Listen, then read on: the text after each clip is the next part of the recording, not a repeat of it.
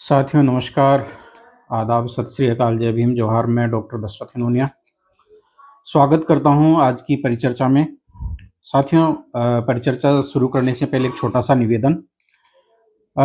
इस चैनल को सब्सक्राइब करना न भूलें और वीडियो यदि पसंद आए तो इसे लाइक और शेयर जरूर करें।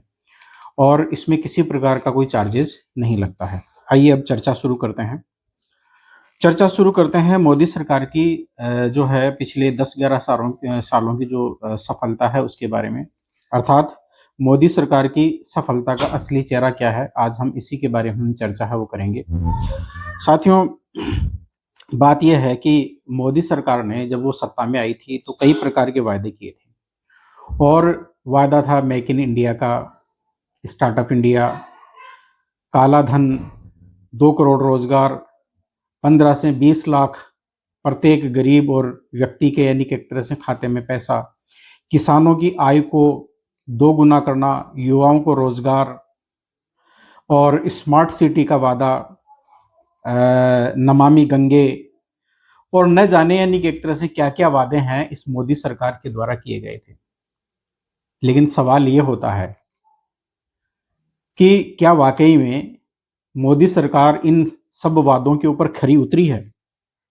क्या प्रत्येक भारतीय के खाते में 15 लाख रुपए आ गए? क्या काला धन खत्म हो गया? क्या नोटबंदी का जो ढिंढोरा पीटा गया था वो पूरा हुआ? क्या मेक इन इंडिया का जो कॉन्सेप्ट है वो पूरा हुआ? क्या भारत है वो विश्व गुरु बन पाया? भारत आर्थिक महाशक्ति बन पाया? प्रत्येक युवाओं को जो रोजगार है वो मिल पाया? प्रतिवर्ष 2 करोड़ रोजगार क्या इस मोदी सरकार ने पैदा किए और युवाओं को रोजगार दिया? न जाने इस प्रकार के ऐसे कितने ही जो वादे और इनके जो सवाल है वो अभी भी अनुत्तरित है। आज तक इनका कोई जवाब इस सरकार के द्वारा नहीं दिया गया। 2014 में जब ये सरकार आई थी तो सबसे पहला वादा तो इस झूठ के साथ में शुरू हुआ कि प्रत्येक भारतीय को 15 लाख मिलेगा, प्रत्येक गरीब के खाते में 15 लाख आएंगे। जब काला धन विदेशों से लाया जाएगा तो यूं ही चुटकियों में जो है ये जो पैसा है वो गरीबों के खातों में आएगा। आया ये? आज भी यानी कि एक तरह से सवाल अनुत्तरित है। 2016 में मेक इन इंडिया से रोजगार की बाढ़ आएगी, ऐसा जो है मोदी जी के द्वारा कहा गया। रोजगार की बाढ़ तो छोड़िए, जैसा यानी कि एक तरह से कहते हैं उनके विपरीत होता है। जो रोजगार में थे वो भी सब बेरोजगार हो गए। 2019 में इनके द्वारा कहा गया स्मार्ट सिटी बनेगी और हर जो युवा है स्किल्ड होगा। लेकिन असलियत क्या है? बेरोजगारी दर सबसे उच्चतम स्तर पर। अभी जो आंकड़े हैं, हालांकि मैनिपुलेशन के साथ में जो है वो दिए जा रहे हैं, लेकिन बहुत अत्यधिक यानी कि एक तरह जो है बेरोजगारी है वो दर्शाई जा रही है। शहरी बेरोजगारी जो है 18% से ऊपर है। और विशेष रूप से विशेषज्ञों का तो ये भी कहना है कि असली आंकड़ों के साथ में ये सरकार है वो खेल कर रही है। कहते हैं ना कि भाषण में से या बातों से जो है पेट नहीं भरता, पेट खाने से भरता है। और जब रसोई में यानी कि एक तरह से खाना नहीं हो तो बनेगा कैसे? सवाल ये पैदा होता है। और ये मोदी जो सरकार है ये इससे यानी कि एक तरह से सवाल है वो प्रत्येक भारतीय के द्वारा और प्रत्येक जिम्मेदार नागरिक के द्वारा पूछा जाना चाहिए कि आपके जो वादे हैं उनका क्या हुआ? सवाल अभी भी सारे अनुत्तरित है। गरीबी और जो भूख का जो गणित है वो भी आप लोगों के सामने है। गांव की झोंपड़ियों और बच्चों की यानी कि एक तरह से जो दयनीय स्थिति है वो ये सारी जो बातें हैं वो अपने आप में बयां करती है। सरकारी रिपोर्ट बताती है कि गरीबी अब सिर्फ 2% रह गई है।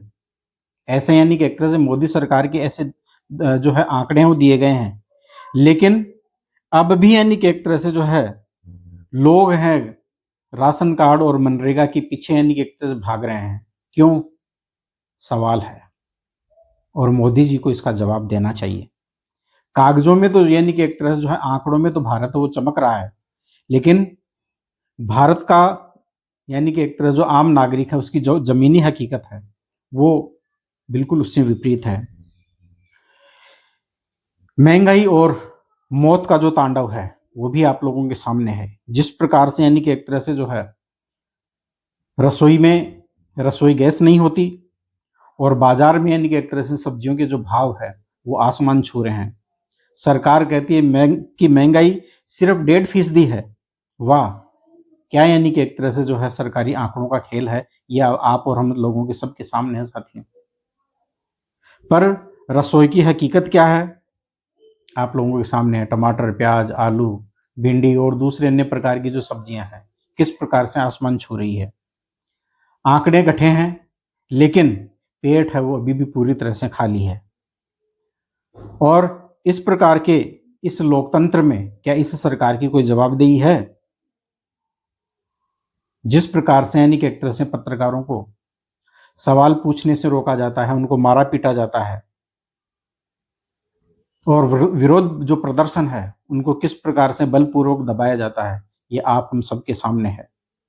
कभी कहते थे न खाऊंगा न खाने दूंगा, पर अब सवाल उठता है न पूछूंगा और न बोलने दूंगा, यानी मारेंगे भी और रोने भी नहीं देंगे। ये मोदी सरकार की नीति है।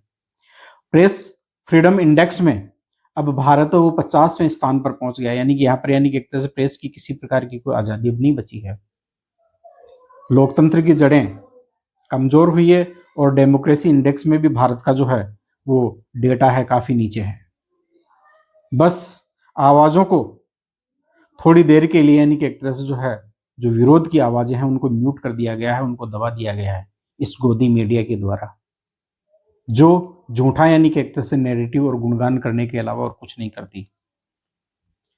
अर्थात जनता का सवाल आज भी उसी प्रकार से सामने खड़ा है।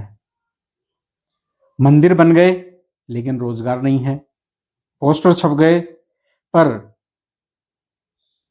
कृषि मूल्यों का जो है उचित किसानों को दाम है वो नहीं मिल रहा है। वादे तो बड़े बड़े किए गए पर धरातल पर कहानी बिल्कुल उल्टी है वो निकली है। अब जनता कहती है वोट पर काम मांगो, जुमलों पर नहीं। अर्थात सरकार ने कहा हम गरीबी घटा देंगे, लेकिन जनता ने तो यानी कि एक तरह से जो है जनता तो जो है कह रही है कि इन्होंने तो पूरी जो जनता है या जो गरीब है वही गायब कर दिए। ये इस सरकार की यानी कि एक तरह से ये हकीकत है। क्या ऐसा यानी कि एक तरह से नया भारत होगा जहां पोस्टर हर हफ्ते बदलते रहते हैं लेकिन हकीकत वही रहती है, वही बेरोजगारी, वही महंगाई और वही यानी कि एक तरह से उम्मीदों की नाउम्मीदी। साथियों, ये यानी कि एक तरह से इस मोदी सरकार का ये आलम है।